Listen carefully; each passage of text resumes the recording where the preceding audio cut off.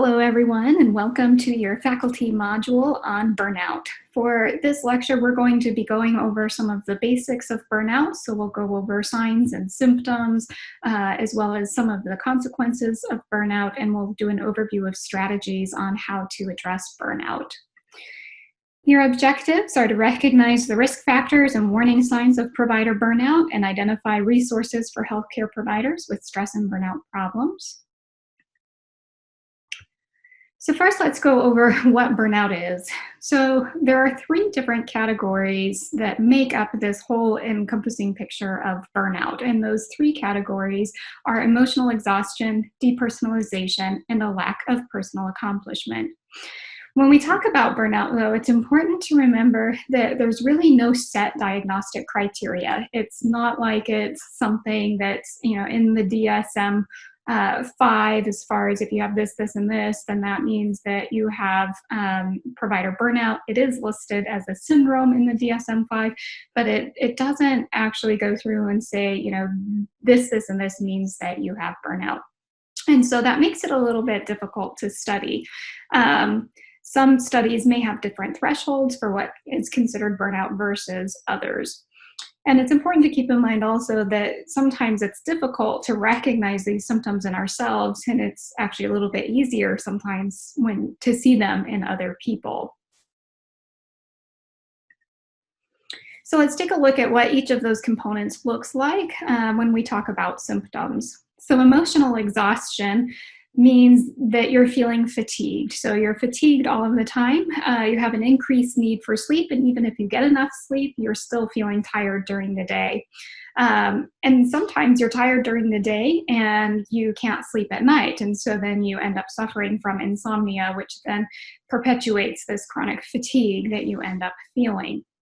The susceptibility to illness is really a result of that chronic fatigue that you experience, because it can decrease your immune system and makes you more susceptible to illnesses. You also can suffer from anxiety, and that anxiety can become more persistent and interfere with your ability to perform at your work and do all of the tasks that you need to do. It can interrupt what it is that your daily tasks or expectations are and decrease your performance. Depression is certainly on the list here, and it can range from feeling just kind of blue or occasionally hopeless to feeling trapped and feeling that really others are better off without you and lead to suicidal thoughts. Irritability can be significant. So it might be, again, it's kind of on the spectrum. So it might be a little bit of irritability here or there, or it may even be outbursts with your family or even at work and impact your job performance that way, and your ability to interact with your coworkers. And dread, so just feeling this overall sense of dread for work or tasks that you have to do at work or in your personal life. And that can persist for days prior to the event. So you may even feel like it's Saturday and you're already dreading going back to work on Monday, or maybe that happens on Sunday. One of the things that we frequently see in women is that they will imagine a car accident, and they would rather be in a car accident, like getting in a car accident on their way to work instead of going to work, because getting in a minor fender bender seems to be more appealing than actually going to work. So we're not talking about significant car accidents where people die or there are significant injuries, just, these minor fender benders that, then you need to get checked out or prevent you from going to work that day. Up to 46.2% of PAs report being emotionally exhausted at work, and 21.9% of PAs report a lot or extreme dread. So these are symptoms that are certainly prevalent in our community of providers, of PAs. So now let's take a look at depersonalization. Depersonalization can manifest as a lack of empathy for your patient or family, feeling disconnected. So you're really just going through the motions of seeing your patient, going through the motions of your documentation, but there's really not that connection between you and the patient. It may be perceived as you being calloused or jaded toward your patients. So venting or making fun of your patients. I like to think of this as the morbid sense of humor that we tend to develop in medicine. It's part of that disconnection or that depersonalization. And then being pessimistic. So constantly having negative thoughts or attitudes, or always assuming that the worst will happen. You may have previously thought of yourself as an optimist or even a realist, but you may find yourself that suddenly everything seems to have a pessimistic spin to it. And then apathy or lack of enjoyment. And this can carry over into your personal life. And really, it's just kind of that emotional flat line. You may find that you're trying to escape activities or assignments that used to be enjoyable for you because you don't want that extra work, and that's part of your disconnect. And you may find that you're just trying to get out of work altogether. And the other thing to keep in mind here is that all of these categories are not finite boxes. So things don't fit nicely in one area or another, but they do tend to blend together. So things may bleed from one into the other.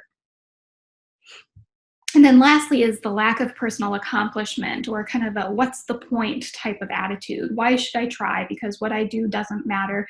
What I do isn't going to make a difference. And there's really no hope for change, or feeling that you're contributing anything productive, or feeling like that nothing you do is right. So you may be questioning your competence as far as your clinical skills go. You may second guess some of the patients that you've seen and feel like you didn't do an adequate physical exam, or that the other providers who are working around you are all more competent or better than you are, or they're more productive, or whatever the case may be. You may feel like what you're doing is unimportant. You may have this overall sense of a lack of purpose, and that can lead to the irritability. So again, and also that obviously can lead into depression. And so again, these kind of bleed into one another. There may be feelings of inadequacy because you're just a PA, or you're only seen as, quote, just a PA. And so you may feel that you don't have the same contributions as a physician does, or that you're not taken as seriously as they are. And all of that, can take a toll on us in the long run when we're constantly given that feedback. So how is it measured? Well, the gold standard of measurement for burnout is the Maslach Burnout Inventory, and it measures all three of those categories: emotional exhaustion, depersonalization, and personal accomplishment. The drawback to the Maslach Burnout Inventory is that it is copyrighted and it does cost money to administer. So it depends on how many you're administering, but the range for one test or one Maslach Burnout Inventory is $1.75 to $2.50 per survey. However, there's typically minimum amount needed to purchase, which is around 50 or so. It's a 22-item survey. And there are different versions of the MBI that are out there, including versions that are specific to students, versions that are specific to healthcare workers, or those that are doing human service work. There is a Maslach Burnout Inventory specific to educators, as you guys may have taken, as well as a general survey. They have an abbreviated version as well. It's 9 items, and that one is free. So that's another option. There are other measurements out there to measure burnout, including the Professional Fulfillment Index and the Oldenholm, and there are other additional ones besides just those. They all kind of have their drawbacks, their downsides, as well as their attributes. The Professional Fulfillment Index is one of the better ones out there. It's a 16-item survey and it's open access, so it doesn't cost as much money. Well, it doesn't really cost money to administer as long as you're using it appropriately, whereas the Maslach Burnout Inventory does. But the Professional Fulfillment Index is nice because it does still measure professional fulfillment, exhaustion, and disengagement. The Oldenholm is a 16-item survey, and it only covers 2 areas. It covers exhaustion and disengagement, and that's one of the downsides to some of the other burnout measurements that we have, is it doesn't actually measure all 3 of those categories.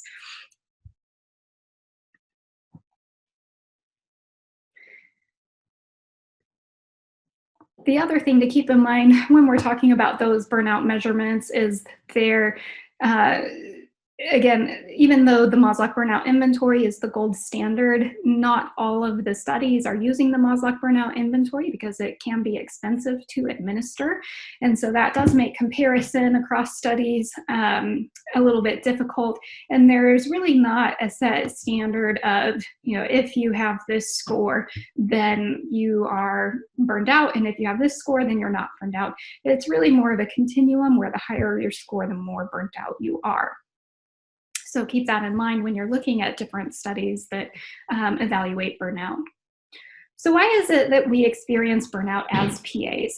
Well, for one, the position draws personalities that are predisposed to burnout, and the training really reinforces it. So if you think about it, the students that we tend to go to PA school are typically type A high achieving students, and they have to be in order to get into the program. They have to have great grades. They have to do well on their GRE. They have to have healthcare experience. They have to have service. They oftentimes have research, and maybe they're working on top of that.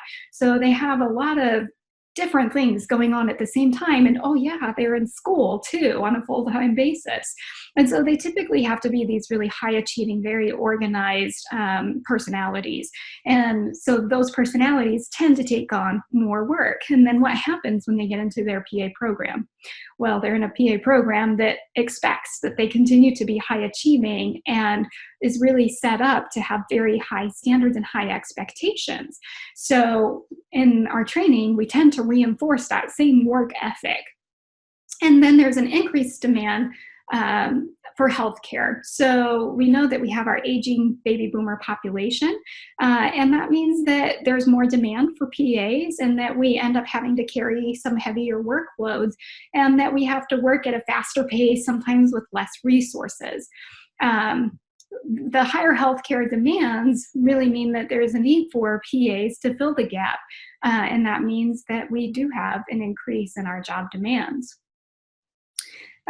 There's also the business model and profitability of healthcare. So the business model and this profitability kind of creates a little bit of a divide, an us versus them type of environment, where us being providers, them being administration. And that can create a contentious and possibly resentful type of relationship between the two.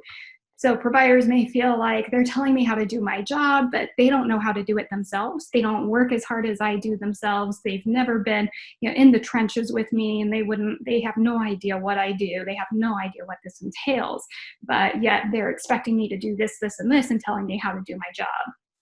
And it creates this contention. And so all of this tends to take a toll on us, and it can leave us feeling less empowered in the workplace and feeling like we don't have a say in what happens. So again, remember that lack of personal accomplishment. And the demands that are placed on us may even feel unreasonable or impossible to achieve. And so if you think about it, when administration tells you, or your organization or whomever tells you you're going to see this many patients per day, that can feel like a burden because it's not your choice. That's not something that you decided to do. However, if employees are motivated to see, a certain number of patients, and they take that upon themselves, it no longer feels quite as burdensome because it's something that they chose to do. So when someone tells you you have to see 40 patients a day, that might feel burdensome. But if you are feeling like that's a goal that you've set for yourself that you want to achieve, then you're motivated to do it, and it doesn't feel quite as burdensome. So when these expectations are placed on you from these external factors, it's perceived differently. It's a mindset difference than if you had chosen to meet those goals on your own. All right, so our role and how it is that it contributes to burnout. So we tend to get burnout because that's really one of the main roles that we were hired for. PAs are specifically hired to, quote, squeeze out, unquote, efficiency, we increase a clinic's patient encounters, and we are much less expensive than hiring a physician. So we are increasing their dollar amount, and we're not costing them quite as much. We just make good business sense. And then there is a physician shortage as well, and that physician shortage sometimes can play a role in our relationship with the physicians that we work with. It may be difficult to get a hold of your supervising physician, or you may not have the oversight that you thought that you would have or that you wished that you had. And that does impact those relationships. They may feel overworked, and having to supervise you or do chart reviews with you is an additional task that they have to do, and that may be stressful for them. You may find that it's difficult to transfer complex patients to their schedule because their schedule's already overbooked, and that might mean that you have to practice outside of your comfort level to a certain degree, and that can also take a toll on you. It's also important to note that some physicians are threatened by our role. They feel that it threatens their occupation in general, and that can create some contention. And sometimes we may feel like we're stuck in our position, just because when we went to PA school, our training is very highly specialized to a very specific occupation. It doesn't transfer to other occupations very well. So you would have to start over, from scratch if you decided to go back to school and do something else. Another issue that you may run into and that can contribute to burnout is you may feel that you're capped as far as your success goes. So leadership roles may be limited because they're reserved for physicians. And part of that depends on where you're at, the organizations that you're working for, how rural your area is, and how accepting your organization is of PAs. So let's go over some statistics on rates of burnout. So this is from the Medscape Lifestyle Report from 2020, and these are the specialties with the highest rates of burnout. So urology tops the charts at 54%, followed by neurology at 53%, nephrology is 49%, and then diabetes and endocrinology, family medicine, radiology, and OBGYN all tied at 46%. So those are our top ones. Just under that is internal medicine, so 44%, followed by emergency medicine at 43%, and family medicine at 46%. Those are all, family medicine is there. Okay. So those are the highest specialties of burnout that we're seeing. And so when we are looking at burnout, typically and historically, it's been those front lines of care. So emergency medicine, family medicine, internal medicine. But we are starting to see the specialties creep up the past few years. Some of the specialties have been at the top. Although the frontline medicine, family medicine, emergency medicine are usually still right there at the top as well. Some of the lowest specialties would be public health at 29%, plastic surgery is at 23%, dermatology is at 32%, and pathology is also at 32%. It's interesting to note that 14% of all of the physicians who were surveyed reported experiencing both depression and anxiety. The highest rates were in those practicing in OBGYN, with 20% of the physicians in OBGYN specialties reporting both depression and anxiety. The next highest was public health and preventative medicine, and they reported 18% with depression and anxiety.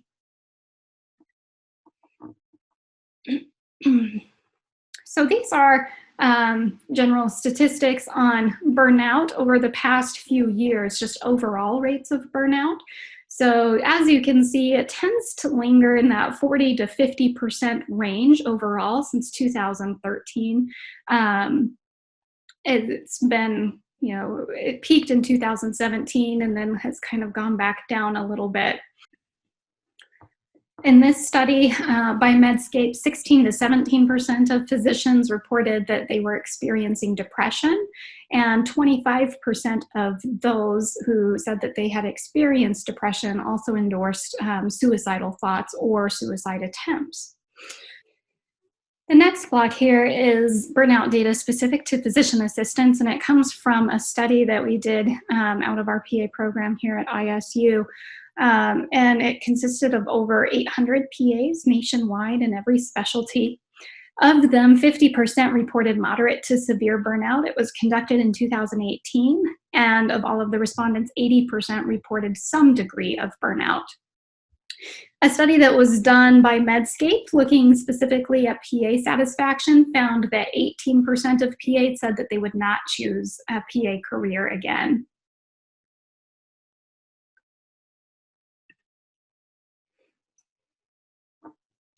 And that was also from AAPA. They had a report that showed that PAs with 5 to 9 years of practice experience reported the highest rates of burnout. So 33% of those respondents were considered burnt out, with up to 51 reporting high rates of exhaustion and 20% reporting interpersonal disengagement. And I know what you're thinking. You're thinking, this is not what was in the brochure. This is not the advertising that I've seen about PAs at all. Everything that I've read said that PAs love their job and that PAs are satisfied. And the truth is that that's accurate. So it's kind of an interesting phenomenon that we see in PAs where they will simultaneously report high rates of burnout and high rates of job satisfaction. So this is from the study that we did here out of ISU of the 800 PAs nationwide. 89% said they were extremely or somewhat satisfied. And of that, the same group also said 50% reported moderate to severe burnout. So even though they were reporting this moderate to severe burnout, they also reported very high rates of satisfaction. This was again demonstrated in a study from AAPA, where they found that PAs who have the highest professional fulfillment were PAs with 5 to 9 years of experience. Up to 73% reported high professional fulfillment, and that's the same group that also reported the highest rates of burnout. So why is it that we're burned out, but we are still satisfied? Well, the theory is that we are satisfied with our jobs, we're satisfied with our patient interactions and seeing those changes that occur. However, we get burned out because of the administrative issues and tasks that we have to do that are kind of outside of, the training for our job.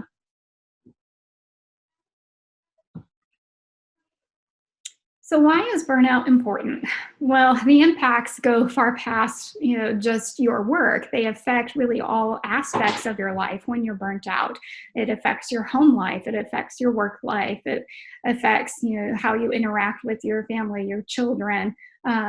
You're not able to do the things that you enjoy doing as much as you used to, or you're not enjoying them as much. So it really has far-reaching consequences. And what I have here is a chart that goes over, it's a performance curve, and it goes over performance versus pressure. So obviously on the bottom, our x-axis, we have pressure, where the y-axis, we have performance. And what you see is that as you're placed under higher pressure, your performance will tend to decrease. However, there is kind of this optimal happy medium that you reach where you're under a certain amount of pressure, but your performance is optimal. So we call that the creative calm. After that peak, it tends to go down fairly quickly into a fatigue zone, or where you start to experience ill health, and then into panic and anxiety, breakdown, and burnout, as well as depression, which isn't listed on there. And so where most of us tend to be working when we're in clinic is where that black line is there. So we tend to be just kind of offset from that optimal peak performance of this creative calm. And so what that means, and that's just as a baseline to meet all of the expectations that are placed on us from our clinic duties and all of the things that we have to do.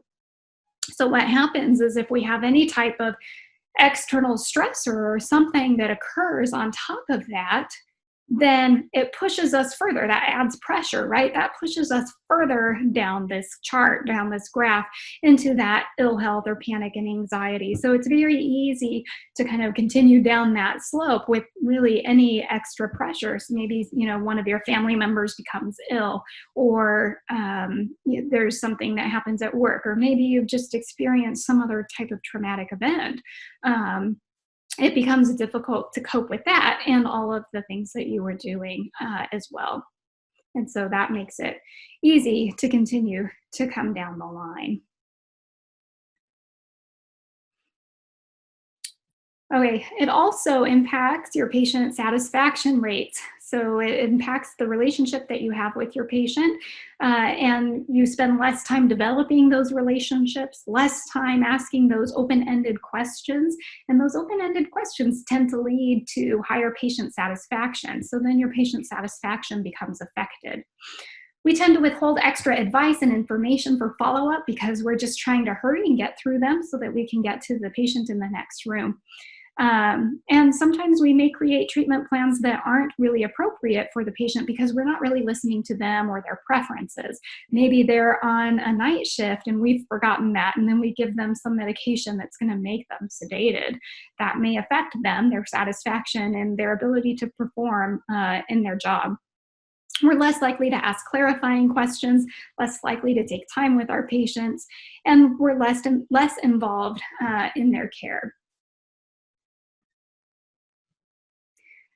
Our patient recovery times also increase. So they did a study where they gave a Maslach burnout inventory to the provider, but they also gave one to the patient to fill out for the provider. So how they perceived their provider would answer the questions on the MBI. So when the provider took the MBI, if they scored high, their high scores correlated to longer patient recovery times and decreased satisfaction. So the higher your score on the MBI, the more burnt out you are, the less patient satisfaction you have, and the longer it took the patients to recover. The same thing happened when they looked at the MBI that they gave to the patients to fill out based on their perception of the provider, how they would perceive their provider to answer the questions. And when the patient scored their provider high, they also still had low satisfaction rates and higher or longer patient recovery times.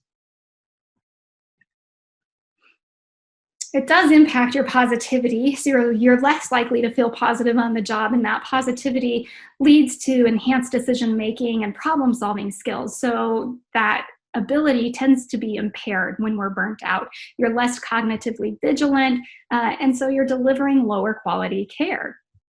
Burned out internal medicine providers were more likely to report suboptimal patient care procedures than those who were not burned out. It does also affect malpractice. So this is a study that they did with 22 control hospitals and 22 participating hospitals to look at malpractice and burnout.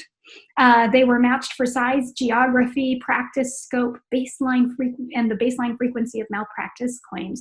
And what they found is there was a 70% reduction the following year for the hospitals that were in the participating group, and that was compared to a 3% reduction for the hospitals in the control group. So higher burnout rates tended to lead to higher malpractice rates.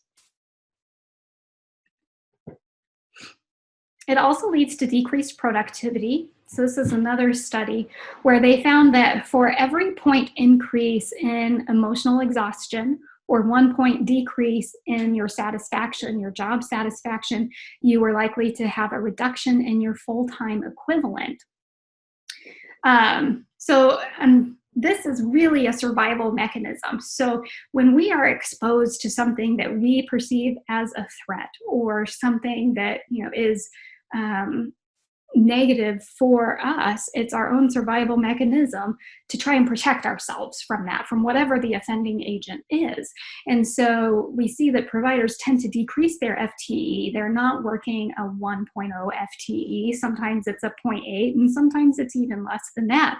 And oftentimes that's a result of burnout. So for every point of emotional exhaustion that goes up or their job satisfaction goes down, they're likely to reduce their FTE to limit their exposure to the offending agent that's causing this discontent for them. That ends up having a domino effect on our colleagues that you're working with, because then they end up, having to see more patients or do extra work because other people have decreased their FTE. And sometimes what happens is, even though you decrease your FTE, it means that you're just working the same number of hours, but from home. And so you don't get the same benefits as the FTE.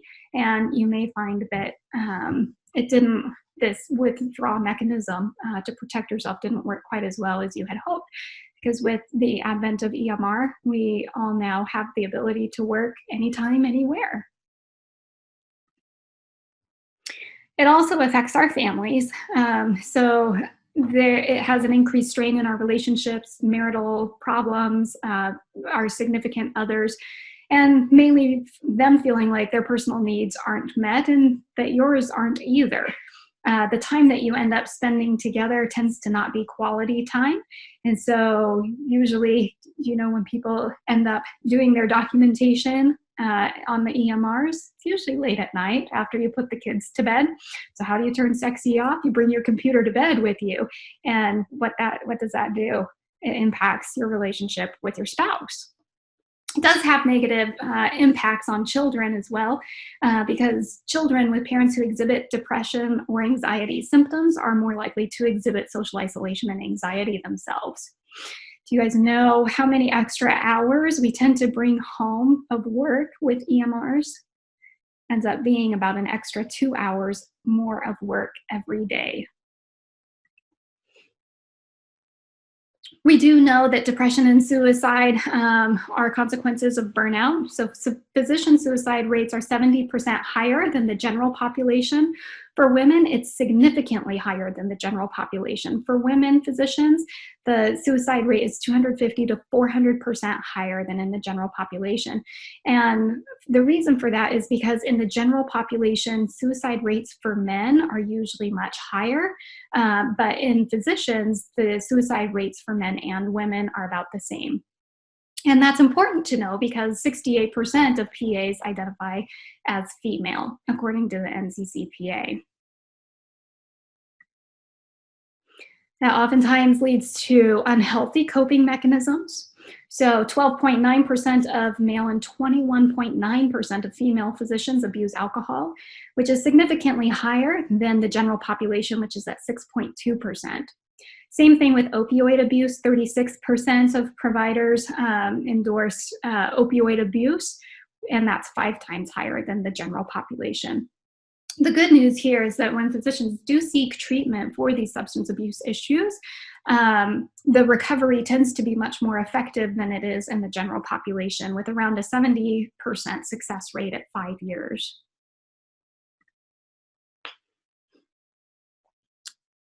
And burnout can manifest a little bit differently between men and women. So women are more susceptible to burnout than men. They do have higher emotional exhaustion rates than what we see in the men, and they tend to experience burnout in the order of the MBI. So they tend to experience emotional exhaustion first, followed by depersonalization, and then lack of personal accomplishment. Men tend to score much higher in the depersonalization category, and they experience burnout in that order of depersonalization followed by emotional exhaustion.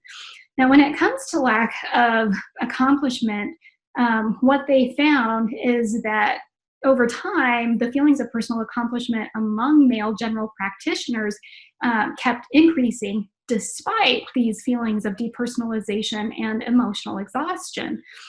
So it tends to suggest that men do not really experience that lack of personal accomplishment, at least not in the same way that women do. They tend to have this stable sense of self-efficacy that's not affected by their exhaustion or their depersonalization. So really what that means is that they continue to think that they're good doctors and that they're providing great care. They don't feel that their burnout is impacting their quality of care at all because they continue to feel like they're great and they're doing a great job and they're effective and wonderful. And so they tend to not endorse those lack of personal accomplishment feelings. And that can be a bad thing because without that lack of personal accomplishment, they feel like they're still continuing to do a great job. They feel like they're still continuing to give good care, and they just feel kind of tired. So, what does that mean? That means they keep going and keep going and keep going, and they don't have some of those internal cues that maybe something is off. All right, so let's get into prevention and treatment now. And really, where this starts is creating an awareness that we're all at risk. All advanced care providers, advanced practice providers have a unique set of risk factors that vary somewhat from that of physicians. Our burnout isn't necessarily the same burnout that they experience. So, we need to address creating a balance in our work life as well as in our personal life. So in our work environment, things that can be helpful for treatment and prevention of burnout is autonomy in your schedule. So seeking flexible work schedules is one of the things that contributes to satisfaction and decreases burnout among providers. So when you're looking for a job, or if you already have one, negotiating for schedule flexibility can be helpful. Also independent, with the autonomy, it gives you that independence to be able to take control of your schedule and your work life and your personal life. So you can schedule the doctor appointment that you need to go to without having it approved by 3 or 4 administrative people. You can make it to your kids' school play, and those things really do impact our quality of life sometimes. Next is reward for your work. So we all do what we do for some reason. We're all here for a purpose. We all have a why as to what it is that we do what we do. And one of the things that you have to figure out is why it is that you're doing what you're doing. What brought you to this field in the first place? And you have to really be able to acknowledge that and embrace those moments when they happen. Because those moments, if you can revel in them, it helps to reinforce why it is that you do what you do. Whether it's healing patients, whether it's thank yous that give you that kind of reward or satisfaction feeling. Is it improving their life, decreasing their A1Cs? Whatever it is, you have to open yourself up to receiving those positive things and really embracing them. So for example, if it's a thank you, patients don't always say thank you. And so when they do, you've got to take a moment to really sit down, look them in the eye, grab their hand or whatever is appropriate for that particular, patient interaction, and really address them and say, thank you. It was, thank you for your thank you. It was my pleasure. It was my pleasure to serve you. And I am so glad that you're doing better or you had whatever outcome. Take a few minutes to just sit down with them and accept their gratitude, because all too often the patient says thank you and you say, yeah, you're welcome, and you're off to the next room. And so it's making time to actually revel in those moments when they occur. We also have to create boundaries for ourselves. And if it doesn't fit with our ideal job, we have to say no. So we have to know what is our ideal job and what is it that we want from our job and from our life. And we have to prioritize those things so that we don't feel trapped. What is it that's important to you? Maybe you're not in a town that you love, but it's a job that you do love. And so being in a town that you don't love is worth it because you get to go to work every day and have this great, satisfaction and enjoyment. Maybe, you're living in the place that you want, but you're not doing the specialty that you want. But it's worth it to you because you have family that's close by. And so recognizing that that's a choice that you've made and that's the priority that you've made helps you to feel less trapped in your decision to be where you are. And if we don't create boundaries for ourselves, then it does just contribute to us feeling as though we're trapped where we are. So think about your ideal job and what your ideal job would look like. And you have to create boundaries. Is what you're doing now, does that fit with what you want your ideal job or your ideal life to be? And if it doesn't, then those may be things that you can start taking off of your plate. we have to realize that we can't do everything and that we do have to give some things up. It's not possible to do everything. And so we have to be willing to accept that and willing to accept that it's not possible to do everything really well. Because remember, we all tend to be very high achieving type A sort of personalities. And so we do want to do everything well. And that's not a reasonable expectation. So again, prioritize what things are important to you, prioritize doing those things well, and then be okay with doing everything else less good or less well, and being able to get rid of the things that aren't important to you. The other thing is addressing triggers and responses. So that is knowing what gets you going and what makes you upset and responding to them in a different way. So whether that's calling insurance companies, maybe it's seeing a certain patient, it's recognizing in yourself that those things trigger you into feeling animosity, feeling upset, feeling anxiety, whatever it is. And being able to respond to it in a different way. So accepting that it makes you feel that way, and then realizing that we need to do something about it. So maybe it's doing a cleansing breath, or maybe you do a quick meditation. But we'll get into some of those techniques in just a little bit. Okay, we're going to go on to EMR strategies now. Some ways that we can increase our efficiency when it comes to EMRs. So one is doing bulk processing. And what that means is that you are not checking your inbox during any free moment you have. You're not checking it between patients. You're not trying to address lab values between patients. You're not trying to do a little bit here and there. Really what you're doing is you're going to make a certain amount of time at the end of the day where you go through and you do it all at once. And the reason for that is because it actually increases your efficiency. If you can sit down and do it all at once at the same time, it increases your efficiency so that you're not actually spending more time trying to squeeze it in here and there as you can. Maybe it's over lunch, maybe it's at the end of the day, maybe you do it 2 times a day, and that's fine. But the point is that you're making a set time to go through and do them all together instead of picking one off here and there.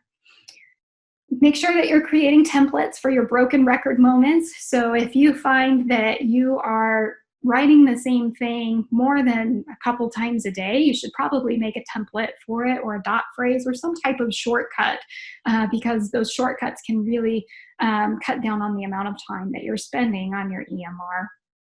Make patient information handouts. So if you find that you're seeing common conditions, making a handout is going to save you a lot of time, because you don't have to sit there and explain everything as far as the patient education goes, but you can give them a nice patient-friendly handout that will walk them through those steps. Sometimes you can even link a YouTube video to the patient portal, and that might be helpful for patients as well, and also save you time. I recommend spending time with a super user. So if you don't know what a super user is, the super users are users who have been trained specifically in EMRs to be advanced users for EMRs. So they know all of the tips, all of the tricks, all of the shortcuts, and all of the ways to make charting easier for the EMR that's being implemented at your institution.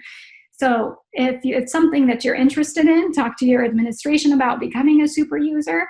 If you feel like that's not a commitment you're ready to make, then spend time with a super user. And 10 minutes at the end of the day, just go watch them chart.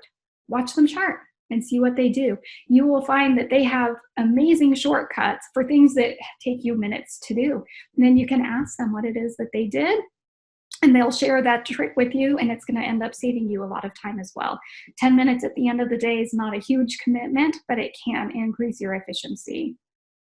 Team documentation. So that's going to be, if you have a scribe, that's part of team documentation, but also having your MAs and assistants, document what they can for you instead of having you do all of it. So instead of having you make all of the phone calls to the patients, delegate some of that work to your nursing staff, or even sit down with your team and ask them how it is that they can help you to get home sooner.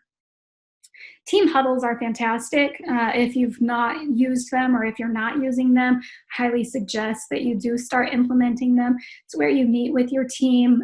Some do it once a day. Some may do it twice a day, once for the morning patients and once for the afternoon patients. But you get to go through and just kind of chat about the patients who are coming in and make sure that you're prepared for them. So if Mr. Jones is coming in and you know that you are waiting for some blood work on him, you can have your nurse get that blood work ahead of time.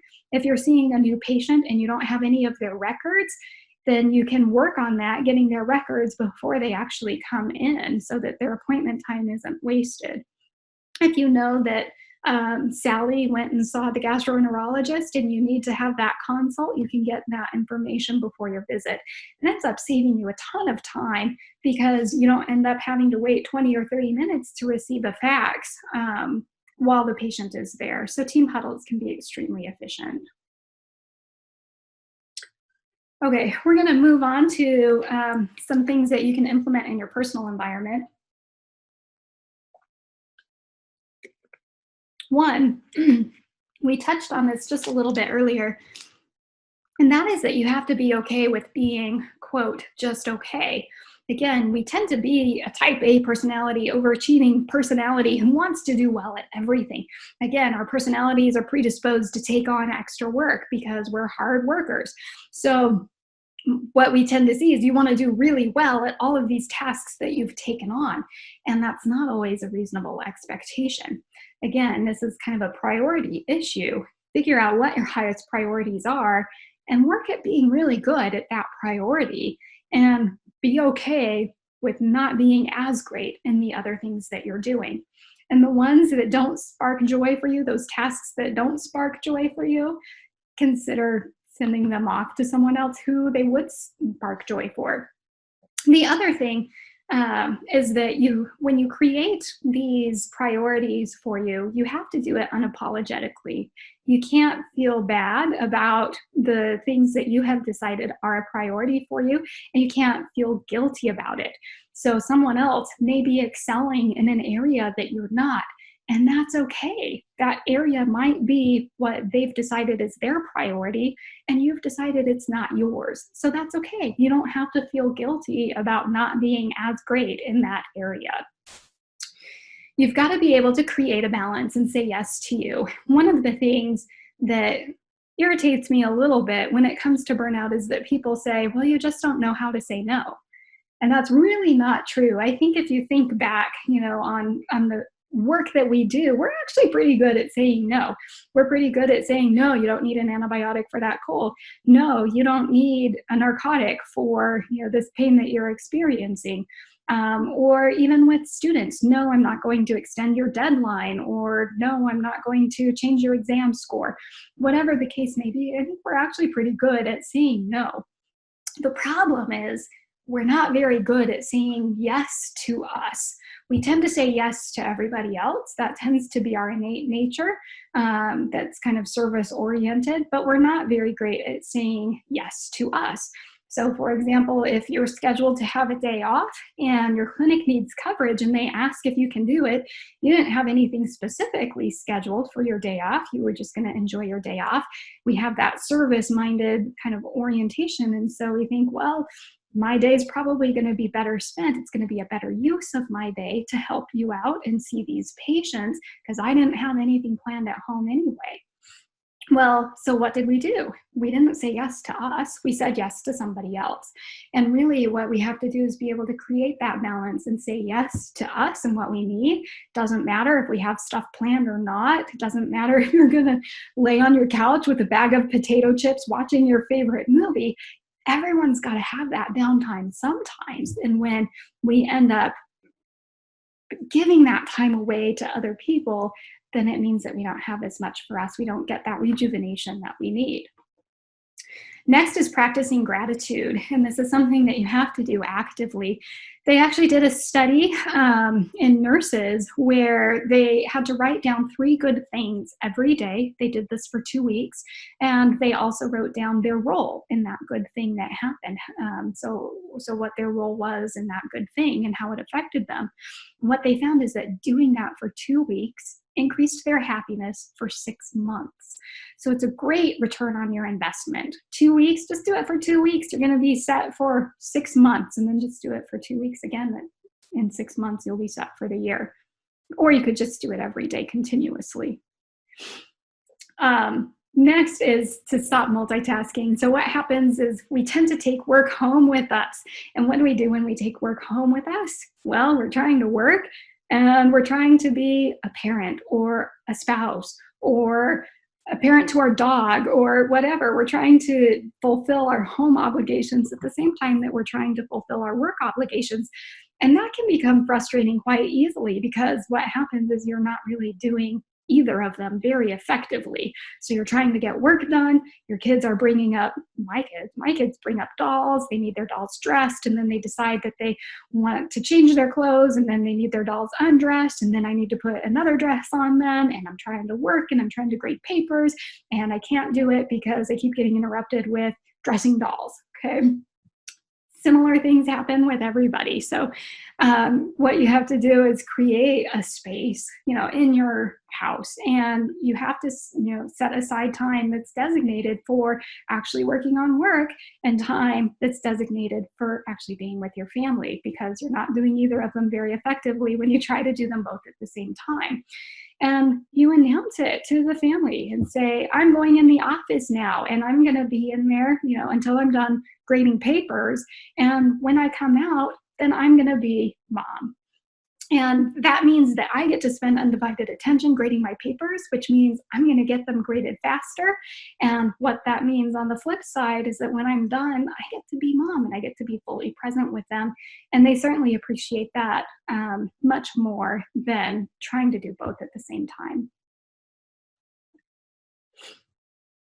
Sometimes you also just have to be like Elsa. Again, I have 2 little girls. I can't help it. You have to be like Elsa and just let it go. So instead of dwelling on things, you have to be able to say, is this something that is worth my time, my energy? Is this something that is worth expending my negative thoughts on, right? If it's something that bothers you and that it's ending up expending a lot of negative energy, is that worth it? Is that what you want to spend that energy on? Is that how you want to spend it? Because we all only have so much energy. If it's a great cause and it's something you believe in, more power to you. Again, that's your priority. And if it's not your top priority, then you might just have to let it go. One of the ways that can help you with that is the cleansing breath. And so the cleansing breath is great in that it can help you for some of those trigger moments that we discussed earlier. So when you've got these triggers, whether it's talking to insurance companies or certain patients or whatever it is, you can do a quick little cleansing breath and just kind of clear your mind and change your mindset to help you move on. So we'll do one here really quick, and you guys can practice it as you'd like. It's really quick, it's really simple, and it's not terribly obvious. So you could do it without having a lot of people be like, oh my gosh, what is she doing? She's meditating in the hallway. Not quite like that. It's a little bit more internal and a little bit quicker. So you want to set your intention to release your distractions and any unwanted feelings that you're experiencing. Close your eyes. Inhale to the top of your head to the count of 3, 2, 3. And then you want to exhale to the bottom of your feet to the count of 3, 2, 3. And as you breathe out, practice a little bit of imagery with this. So as you breathe out, imagine that all of the negativity and distractions end up blowing away with the exhale. And it's a really quick, simple, easy thing that you can integrate into your practice, into your home life, with your kids, with your dog, whatever the case may be. And it just helps to give you a brief, clarifying moment so that you can start over with positive intentions. Next is that we need a little bit of a transition to home. We need some sort of boundary between work and our home, whether it's figurative, imaginative, or if it's a physical transition. And it creates a boundary between that work life and your home life. So we call it a transition ritual. And it can be anything that you do. It's your routine that indicates you are transferring from work life into your home life. So it might be that you're getting a cup of coffee or tea. You go get a cup of coffee every day after work. Maybe you go get a tea every day after work. After you get your tea, you're at home. You're at home and you're not worrying about work anymore or the things that you have to do. Some people will do quick yoga, they'll do a stretch or go for a walk around the block, quick walk around the block to clear your mind. And once you come home and you enter the door into your house, then you're at home. The breathing exercises work for that too. You can do a mantra or a chant to yourself. I'm leaving work and I'm coming home. I'm leaving work and I'm coming home. I'm leaving work and I'm coming home. Do that as you pull into your house. You've got to have some sort of boundary, some sort of transition that indicates to you, your mind, your body, that you are now going to be at home. Some people do great with imagery. You can imagine a box and you can imagine, taking work, putting it in the box, closing the lid, setting it on your desk before you leave. Everything that's on your EMR, everything on your desk, everything's going to be there for you the next day, and it will wait for you the next day, and then you're going to come home. Or some people do really good with a physical transition because some of this imagery stuff is a little bit more challenging for them. So picking a physical transition point, such as a road that you pass on your way home, a bridge that you go over on the way home, or the door threshold, whether it's at work or at home. Find some sort of physical sign that is your transition, that signifies your transition from being at work to being at home. Cognitive behavioral therapy is a great treatment for burnout, depression, and anxiety. You can do it in conjunction with a therapist or with a workbook, or you can do it online. It helps you to identify your triggers and why it is that we react to them the way that we do, and how it is that we can change them. Mindfulness is another option. So it's a conscious awareness of how we behave and interact. And it allows us to be fully present for our patients. So being in the moment fully, being very mindful of where it is that you are and all of the things that are going on around you, and taking that in, being fully present with the people who are around you. And you can feel rewarded in knowing that you provided good and competent care for your patient. However, there is a threshold of 100 minutes per week that you need to practice that in order to be effective. So other resources that are available, there's a mindfulness app, the Calm mindfulness apps. So Calm is a good one. Headspace is another one. Waking Up is another great one. There are a number of different mindfulness and meditation apps that are out there. Find one that works for you, that you like. Cognitive behavioral therapists are great. They have workbooks. One of the workbooks that you can get is Cognitive Behavioral Therapy in 7 weeks. There are online or text-based mindfulness and cognitive behavioral therapy programs, such as UCLA's Mindful Awareness Research Center. And also make sure that you check with your employee assistance programs if you are struggling, because oftentimes you can get counseling sessions for free that help with these different type of things. The bottom line is you have to remember to cut yourself the same slack that you end up cutting for your patients or your students sometimes. We've got to know that we're not perfect all the time. We do screw up sometimes. We do make mistakes, and that's okay. We're human, and that's really what's expected. So to expect more from ourselves and expect these superhuman capabilities isn't reasonable. It's not something that's going to happen. So it's okay to just be okay. You don't have to be excellent. You don't have to be perfect. You don't have to be superb. It's okay to just be okay. Just don't become apathetic. All right, and then here are my references for you. I hope that you've enjoyed this talk, this lecture. Please feel free to reach out to me if you have any questions. I hope it's been helpful for you, and I look forward to doing the other lectures with you in the future. Bye.